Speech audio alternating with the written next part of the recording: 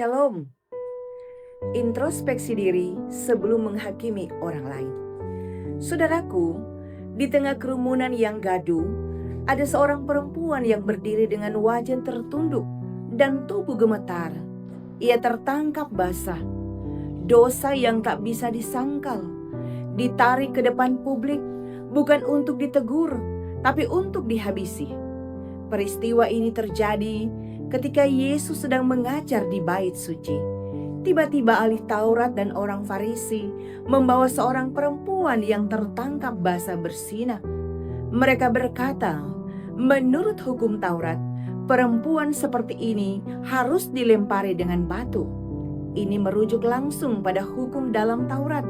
Seperti Imamat 20 ayat 10 yang berkata, bila seorang laki-laki bersinah dengan istri orang lain, yakni bersinah dengan istri sesamanya, manusia, pastilah keduanya dihukum mati, baik laki-laki maupun perempuan yang bersinah itu. Namun, mengapa hanya si perempuan yang dibawa untuk dihakimi? Di sini jelas bahwa ada ketidakadilan hukum, ada jebakan terhadap Yesus, bukan hanya sekedar penegakan hukum Taurat.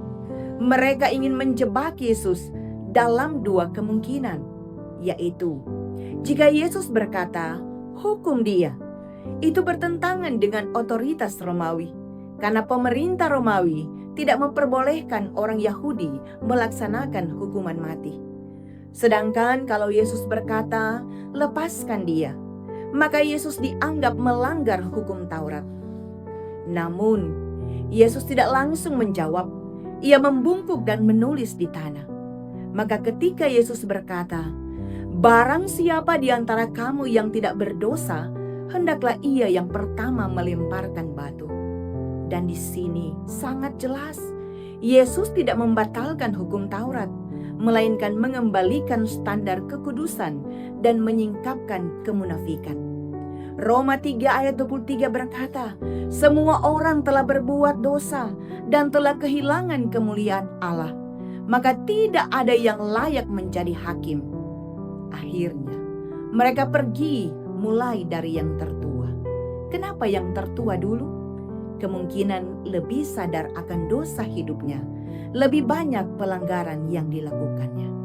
Saudaraku, dalam pembacaan ini ada dua kalimat kunci yang Yesus ungkapkan.